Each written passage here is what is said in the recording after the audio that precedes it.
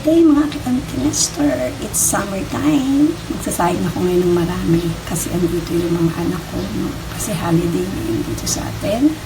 So, lalagyan po natin ng suka ng ating kanin. Bakit?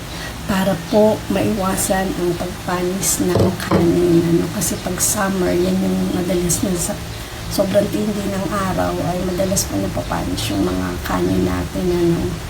And anytime magsuka, pwede po natin ilagay. At hindi ako experto, pero sabi pag nilalagyan daw po ng suka yung kanin, ay nababawasan daw po yung sugar na ating nakakain na nagmumula sa kanin. Sige po, taka natin. Konting suka lang yan.